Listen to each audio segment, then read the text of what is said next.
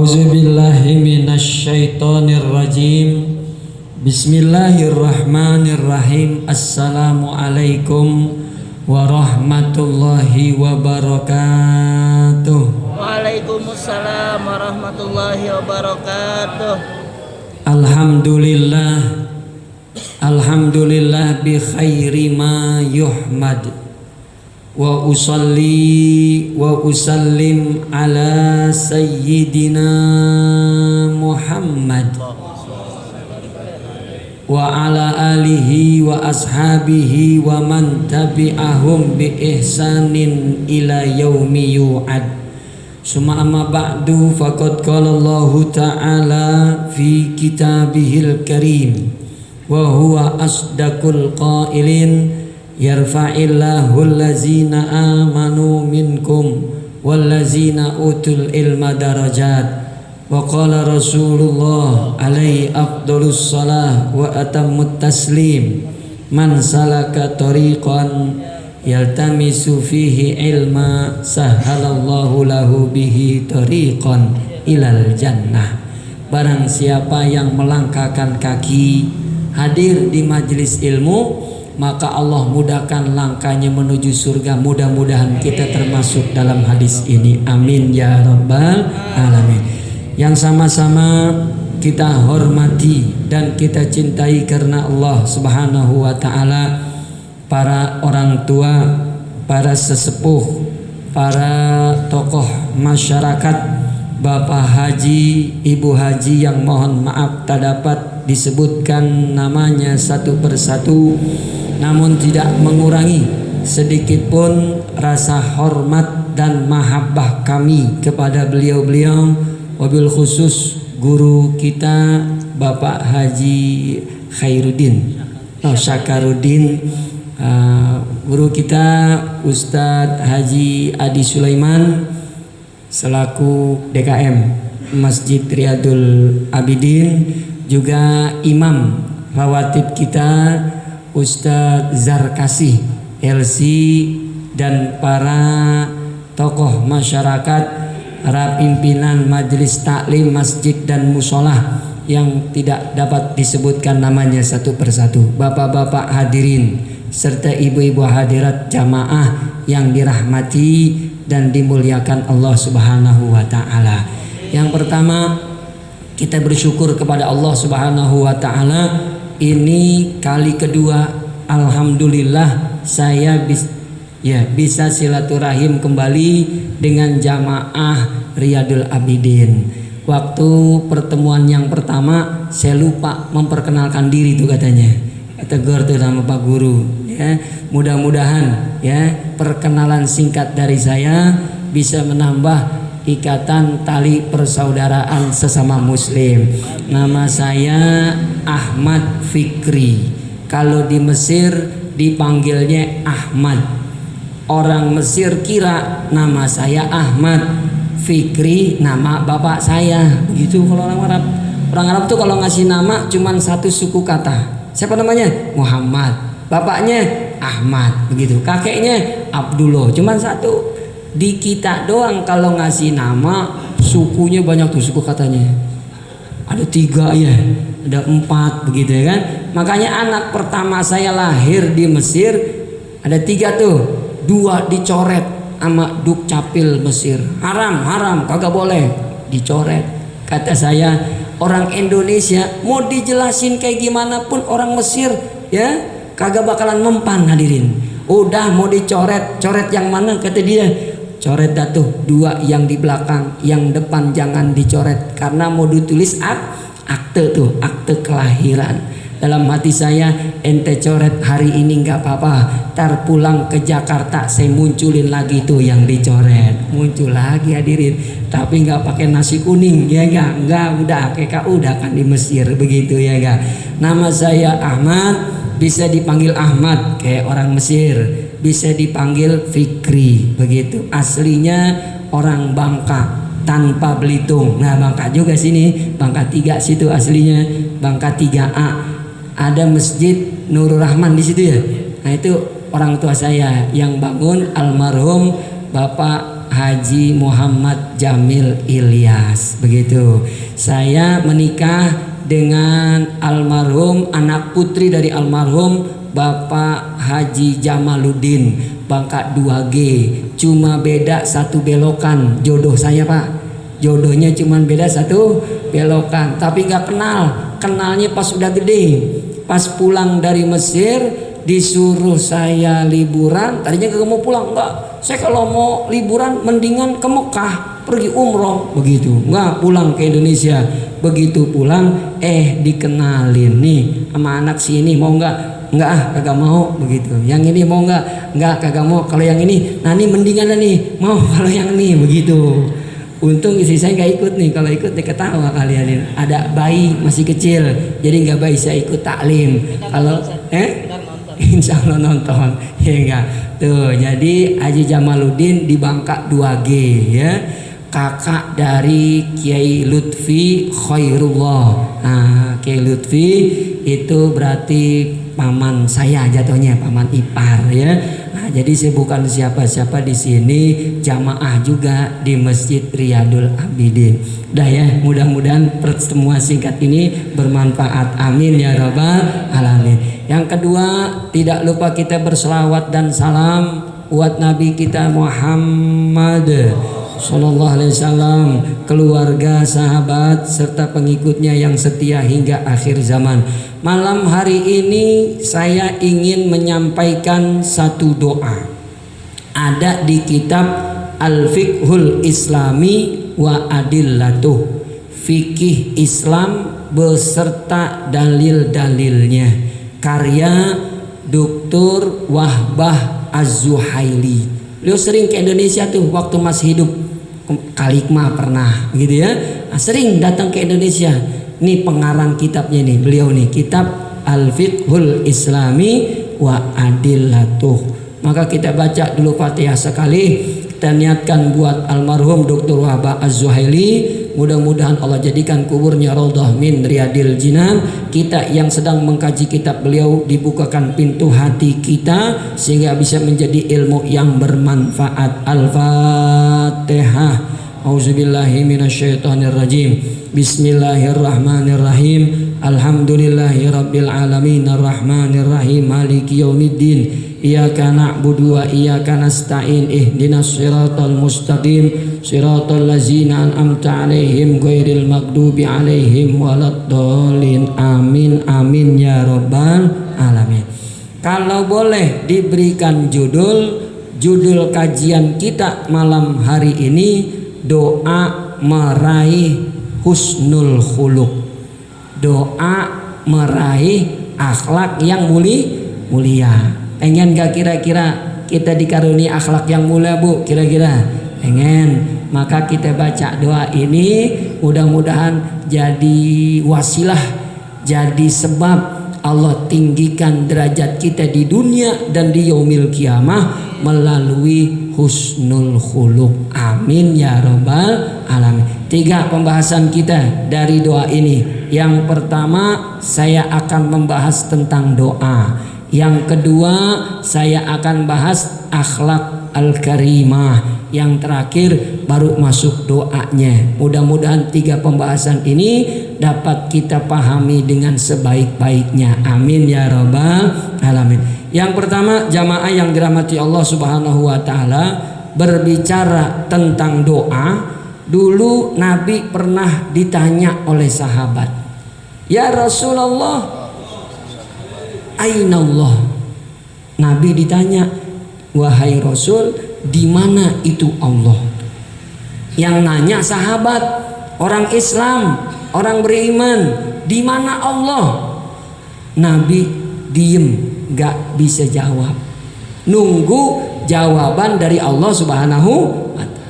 Wa ma yantiku anil hawa in huwa illa wahyu. Bukan Nabi gak bisa jawab, Nabi paling kenal dengan Allah. Begitu ditanya di mana Allah, Nabi diam nunggu jawaban dari Allah. Karena Nabi diam gak jawab, sahabat lanjut bertanya, aqoribun unajihi am ba'idun unadi. Itu sahabat kembali bertanya, apakah Allah itu dekat sehingga kami bermunajat kepadanya, ataukah Allah itu jauh sehingga kami panggil dia? Kalau dekat dimunajat, kalau jauh dipanggil. Unaji berarti dekat, unadi berarti jauh.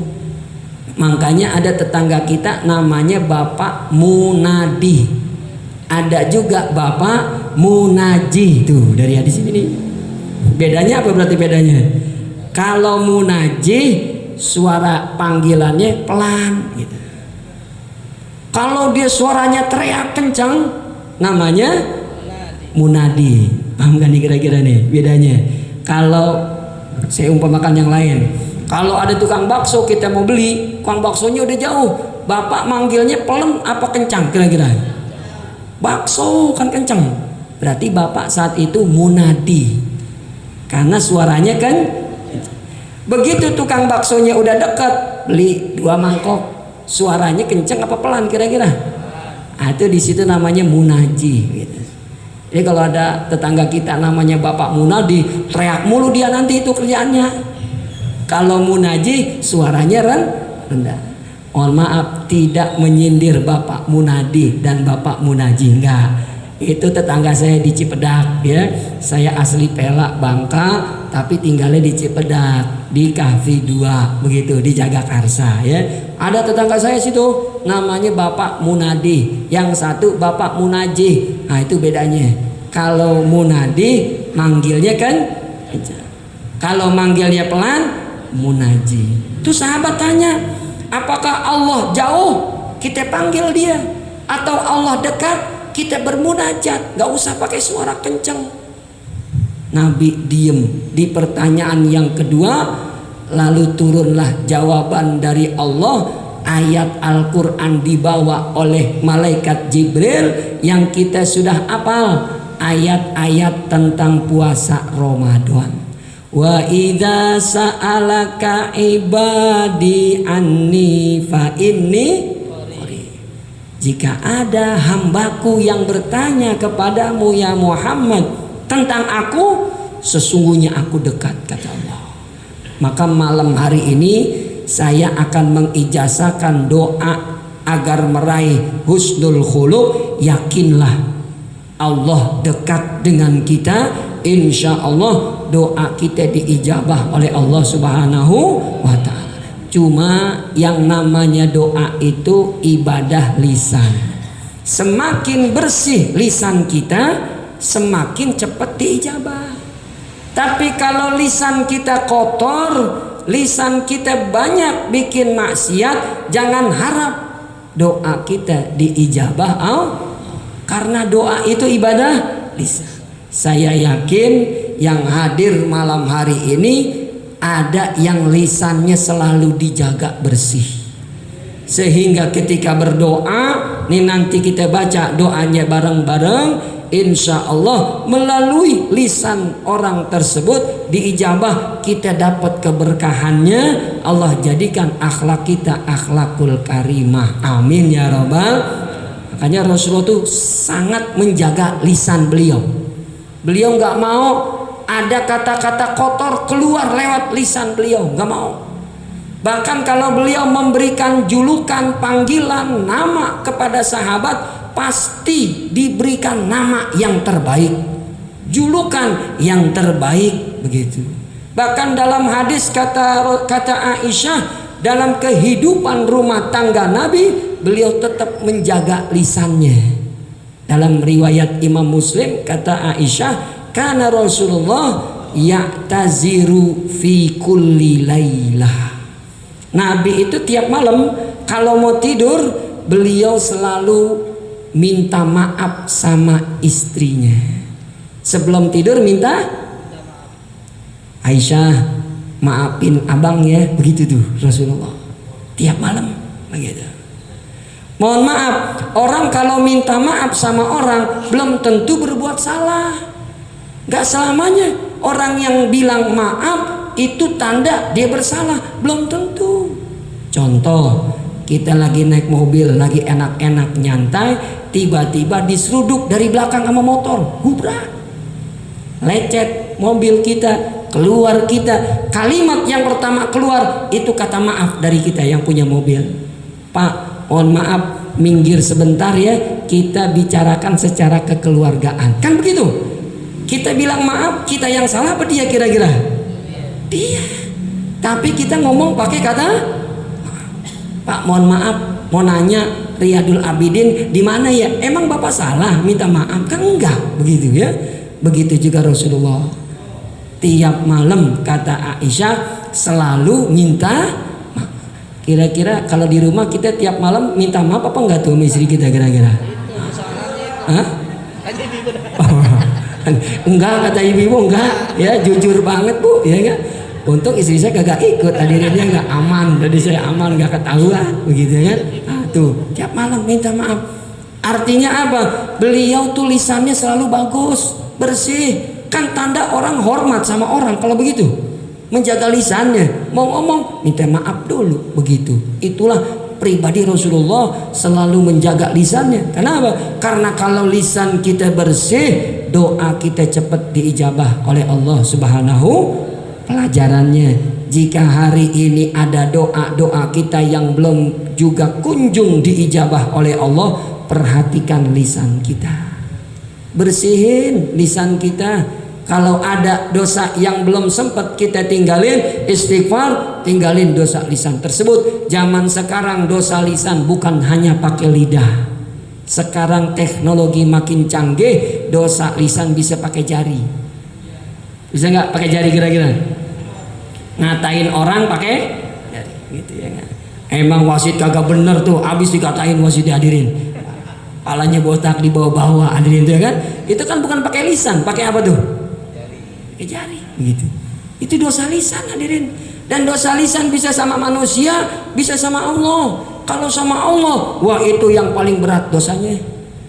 Kalau ada orang berkata-kata sesuatu tapi tidak diredoi Allah, itu dosa lisan yang paling berat. Dikasih kesulitan, dikasih musibah, wah dia nyap-nyap, dia nggak redo, dia nggak terima, itu dosa lisan. Ketika dia berdoa, nggak akan dijabah oleh Allah Subhanahu wa Ta'ala. Ini yang pertama, berkaitan dengan doa. Doa itu ibadah lisan. Bersihin lisan kita, jaga lisan kita, insya Allah doa kita akan diijabah Allah Subhanahu wa Ta'ala. Jadi nggak ada orang ngandelin doa, oh kalau gitu saya doa aja dah, tapi lisannya nggak dijaga, percuma begitu. Jadi harus perbaiki juga diri kita nih. Tuh yang kedua, setelah pembahasan tentang doa, pembahasan tentang akhlak yang mulia. Akhlak yang mulia yang kita minta di doa ini adalah timbangan terberat nanti di yaumil qiyamah. Dalam hadis kata Rasulullah, ma min syai'in asqalu fil mizan min husnil khuluq. Tidak ada amal soleh kebaikan yang ditimbang nanti di mizan paling berat. Sholat kalah, walaupun sholat berat timbangannya. Haji, umroh, zakat, sedekah berat timbangannya, tapi masih kalah kata Rasulullah. Apa tuh yang paling berat ya Rasulullah? Husnul khuluq, akhlak yang mulia. Kalau akhlak kita mulia, nanti di yaumil qiyamah begitu ditimbang, itu paling berat timbangannya di sisi Allah. Nanti kan kita bakalan ketemu tuh sama timbangan, ya kan? Yang kata Rasulullah, lahu kaffatan. Ada makhluk ciptaan Allah yang sangat mengerikan. Semua kita bakalan ketemu. Itu namanya mizan, timbangan, punya dua sisi kanan dan kiri. Wa inda wasatihil lisan, di tengahnya ada tinggi menjulang. Kalau amal kebaikannya berat, maka dia akan bahagia masuk ke dalam surga. Fa amman sakulat mawazi fahuwa fi isyatir. Tapi kalau yang beratnya amal soleh dan keburukan, fa ummuhu, tempat tinggalnya neraka. Mudah-mudahan pas nanti amal kita ditimbang berat amal soleh kita. Amin ya robbal. Salah satu wasilahnya dengan husnul khuluq kata Nabi. Makanya Rasulullah menjadi nabi yang paling mulia bukan karena kebaikan nasab beliau, bukan, walaupun nasabnya bersih. Nabi menjadi nabi yang paling mulia di atas nabi yang lain bukan karena wajahnya bentuk tubuhnya yang indah, enggak, walaupun memang bentuk ciptaan tubuh Nabi Muhammad paling indah, tapi yang bikin Nabi mulia di atas nabi-nabi yang lain adalah karena husnul innaka la'ala khuluqin azim kata Allah. Makanya kita penting banget nih baca doa kayak begini, mudah-mudahan akhlak kita jadi akhlak yang mulia. Terutama anak kita, Bapak Ibu, mohon maaf, anak zaman sekarang ini akhlaknya udah jauh dari tuntunan Rasul. Kita dulu kalau masih kecil sama orang tua kita hormat banget gak tuh kira-kira? Kalau pengen sesuatu kita baik-baikin dulu orang tua kita, kan begitu?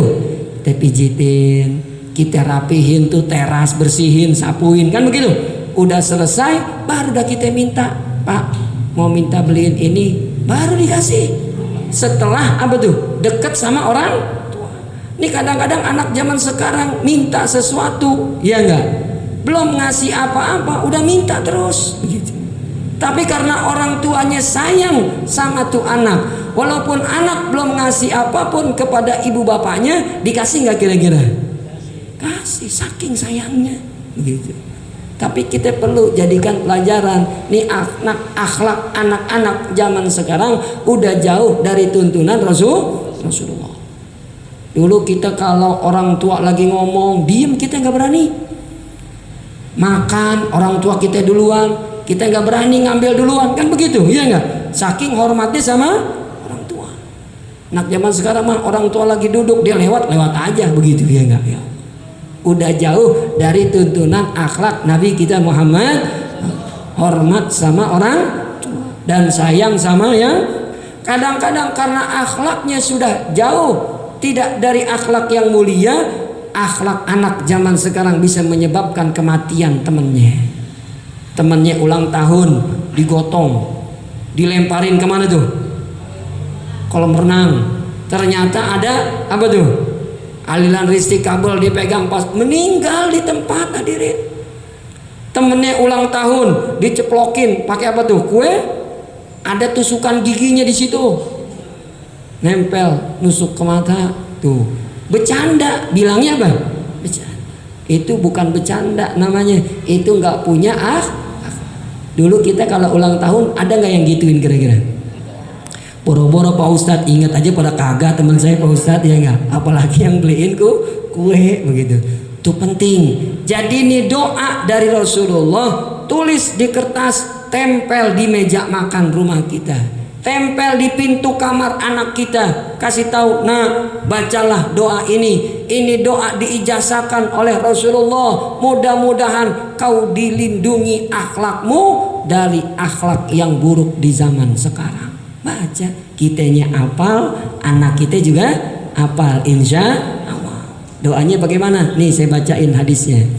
Ada di kitab Fiqhul Islam wa Adillatuh, bab tentang sunnah sholat, jilid pertama halaman 729. Jadi ini doa dibaca sama Rasul pas beliau lagi sholat begitu.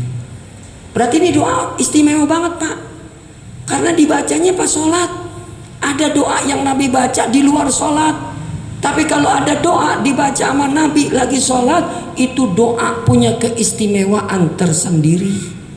Kapan Nabi baca doa ini? Kita baca hadisnya dari Jabir bin Abdullah radhiyallahu an. Kana Rasulullah sallallahu alaihi wasallam idza qama ila sholati yad'u rabbah. Perhatikan baik-baik, pelan-pelan.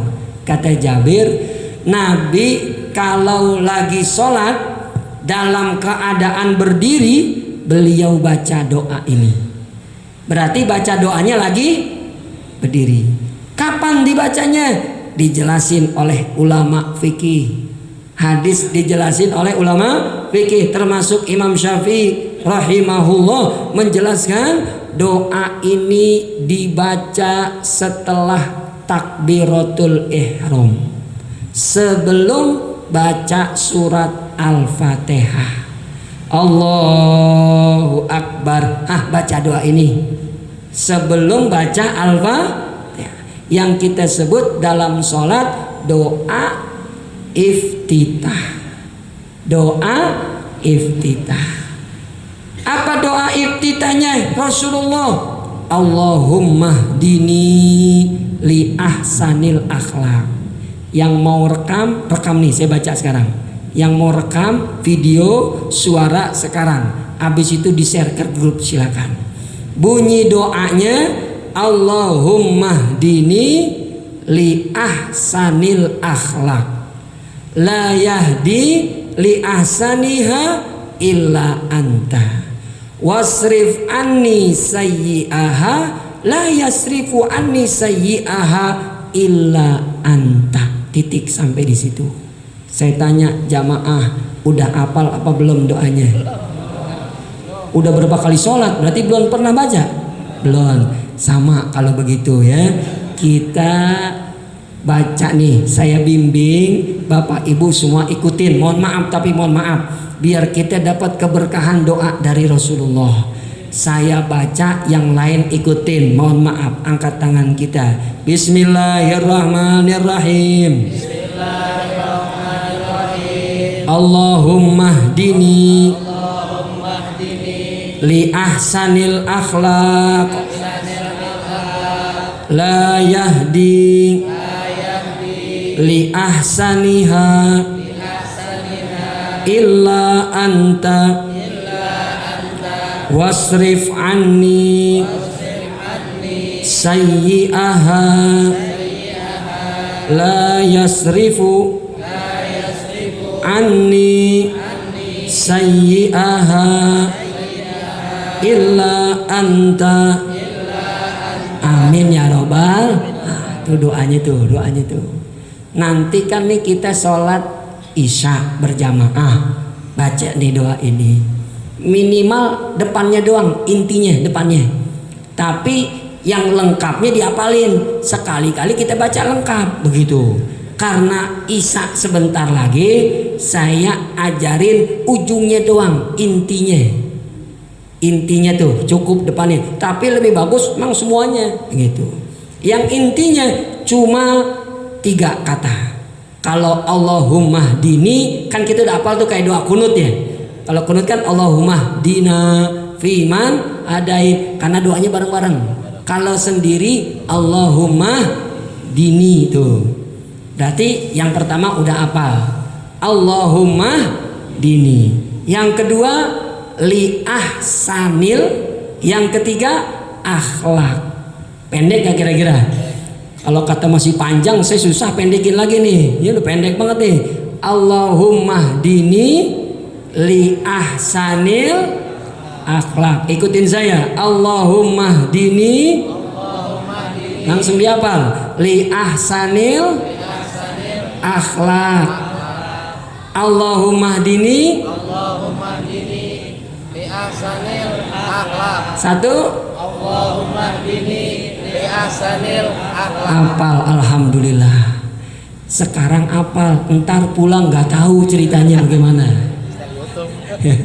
Pulang lewat jalan sono, lihat ini lihat itu, ngobrol sono ngobrol sini, pas sholat tahajud Allahu Akbar, apa tadi ya, Allahumma Allah, kagak ketemu hadirin. Langsung jalan. Alhamdulillah tuh ada guru kita nyatet. Saya mohon maaf belum sempat perbanyak doanya, mohon maaf karena tadi nggak sempat, nggak keburu hadirin ya. Bis ngisi di Hotel Cosmo Amarusa ya, pulang ngambil istri, ngambil anak situ ke Bangka, mau main ke rumah mertua, langsung kemari, tadi nggak sempat ya. Kayaknya saya pernah nulis di kertas. Ada nggak ya kertasnya ya? Kalau ada lumayan diperbanyak. Oh tidak ada. Ya mohon maaf, saya mohon maaf ya. Nanti mungkin saya kirim ke Ustaz Adi, Haji Adi Sulaiman. Nanti bisa diperbanyak tuh tulisannya ke jamaah. Jadi ilmu yang bermanfaat. Jadinya ada yang dibawa nanti. Doanya apa tadi yang pertama? Wah cakep nih, masih pada hafal, luar biasa Bapak Ibu ya kan. Tandanya ngajinya ngikutin gitu. Kan ada orang ngaji tapi pikiran kemana-mana hadirin gitu. Apalagi di nyender tidur hadirin ya kan. Alhamdulillah ikut semua ngajinya, alhamdulillah. Ini saya sampai jam berapa nih? Isa berapa menit lagi Isa? 5 menit lagi. Oh 15, masih lama, kira udah habis kali ya enggak. Kembali ke doanya. Allahumma dini li asanil. Udah segitu aja udah cakep banget tuh. Udah cakep. Nanti sholat isya baca, sholat sunnah ba'diyah isya baca, hanya sekali dibaca pas rokaat pertama. Habis takbiratul ihram sebelum baca surat Al-Fatihah.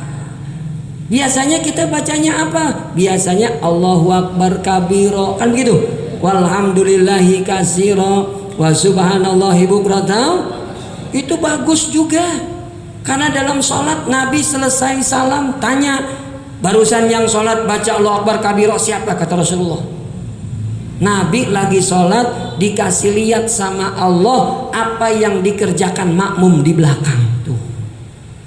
Alhamdulillah Pak Ustadz, imam di Riyadul Abidin juga begitu. Jamaah yang terlambat kelihatan karena ada ininya nih,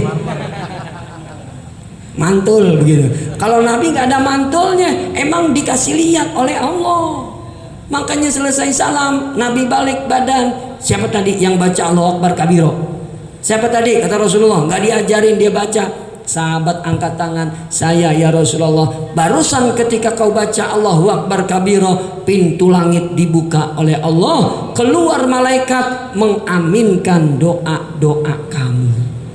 Tapi sayang, mohon maaf, kalau kita pelajari doa iftitah Allahu Akbar kabiro sampai wa ana minal muslimin, kan begitu baca kita ya. Itu dari awal sampai akhir nggak ada isi doa, semuanya berisi puji-pujian kepada Allah. Allahu Akbar kabiro, Allah yang maha besar. Inna sholati wa nusuki, pengakuan bukan doa.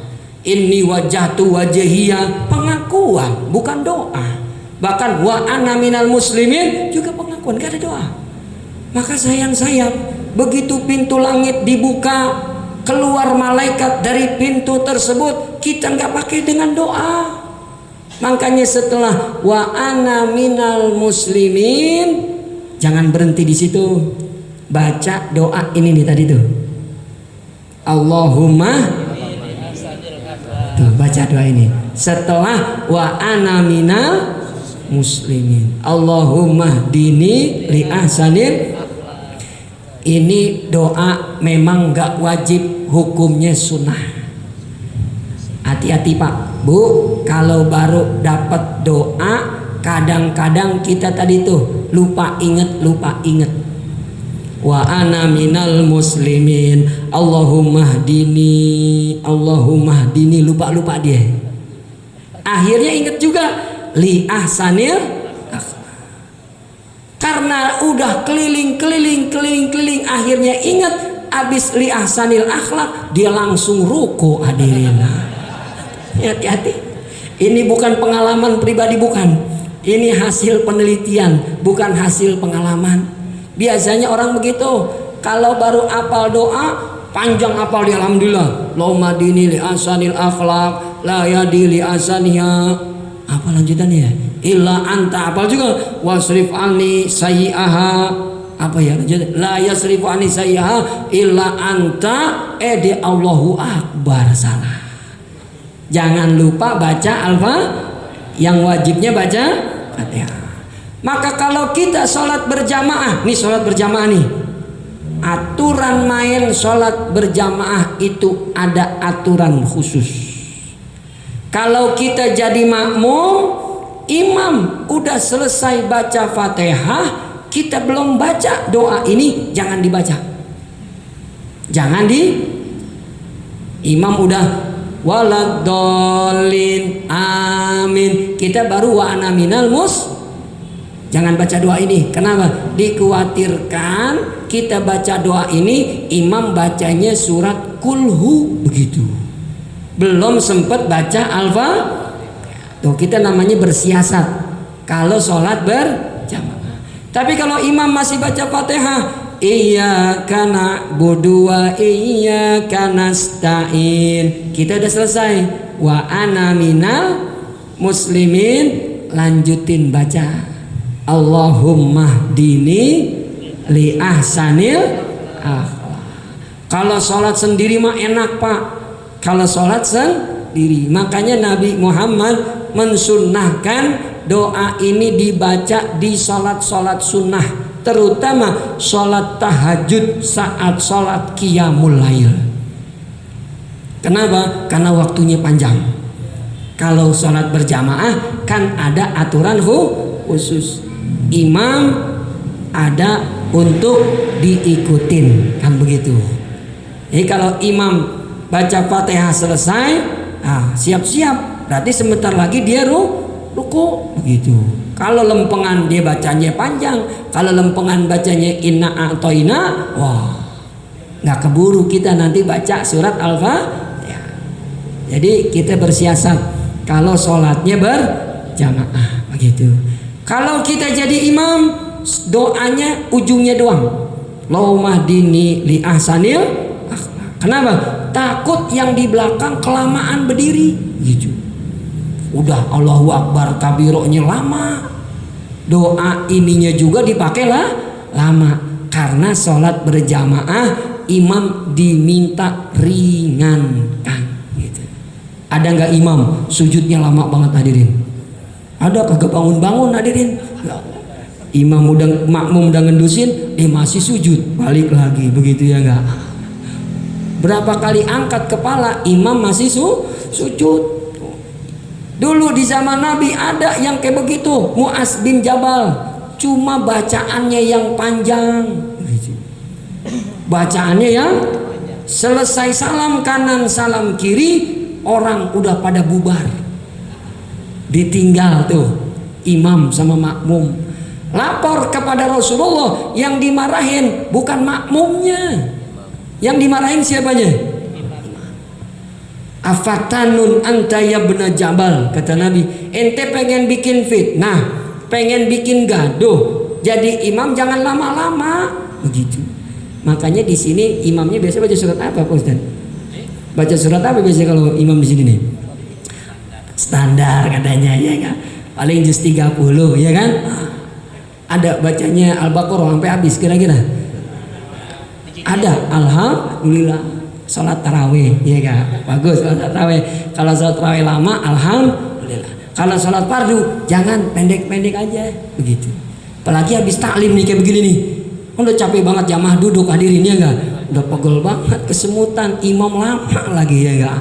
Jadi yang pendek-pendek begitu, biar tidak terjadi fitnah. Begitu juga doa iftitah. Kalau jadi imam ambil ujungnya aja, abis wa ana minal muslimin Allahumma hdini li ahsanil. Itu udah cakep banget tuh, udah cakep banget. Setelah itu kita baca surat Al-Fatihah yang sifatnya rukun begitu ya. Jadi ini doa hukumnya sunnah dalam sholat. Makanya di sini babnya sunanus sholah ad-dakhilatu fiha. Sunnah sholat ketika kita melaksanakan sholat. Ada sunnah sholat di luar sholat, ada sunnah sholat di dalam sholat.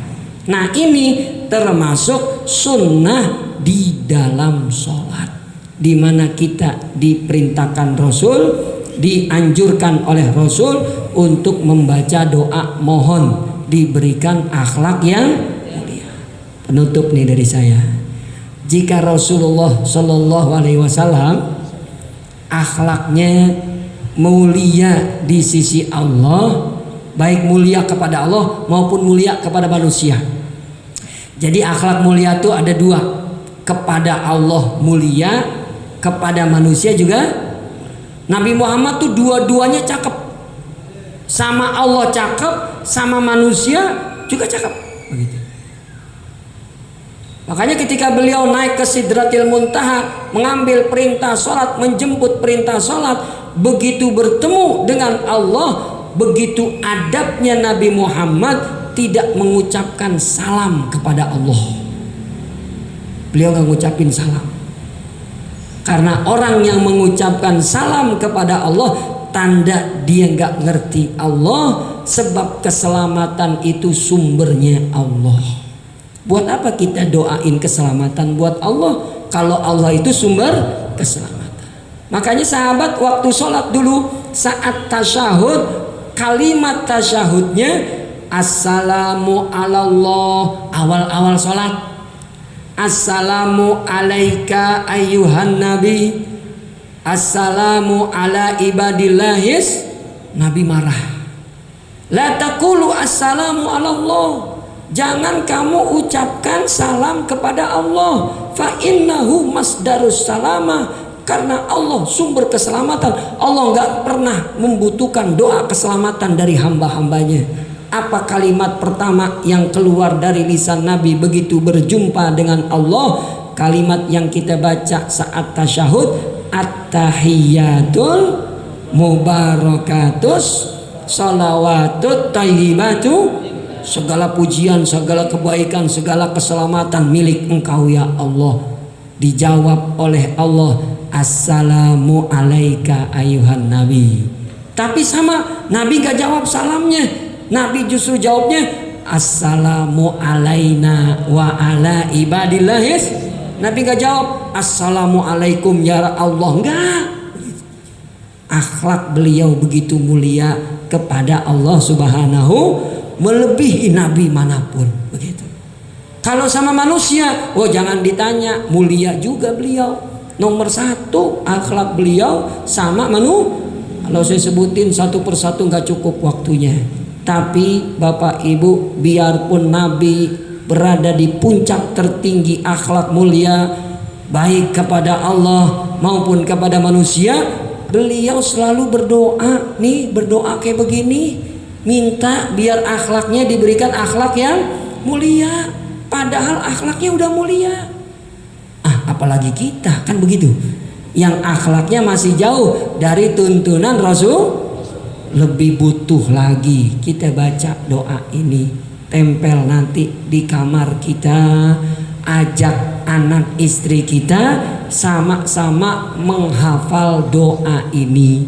Kasih tahu, baca doanya saat sholat, baik sholat fardu ataupun sholat cuma sekali saat rokaat pertama setelah takbiratul ihram sebelum baca Fatihah. Kalau sudah mulai baca Fatihah, misalnya kita sholat sunnah, karena biasa nggak baca doa ini, lisan kita akhirnya baca Fatihah setelah wa ana minal muslimin, auzubillahi minasyaitonirrajim, bismillahirrahmanirrahim, alhamdulillahirabbil alamin, ar-rahmanirrahim. Di tengah Al-Fatihah kita baru ingat, lah iya lupa baca doa yang tadi tuh diajarin ya.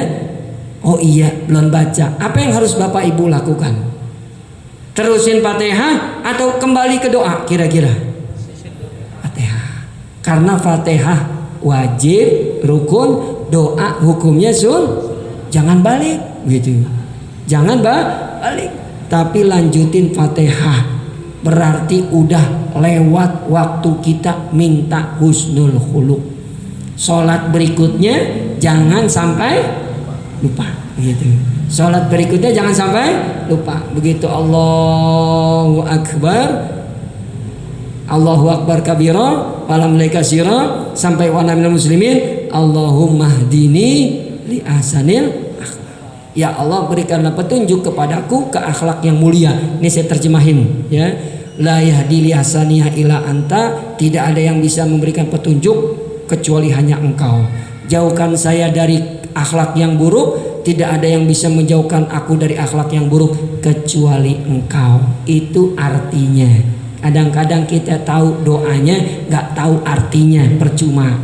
Jadi artinya, berikan saya akhlak yang mulia, jauhkan saya dari akhlak yang buruk. Insya Allah, amin ya robbal alamin. Demikian dari saya, masuk waktu isya.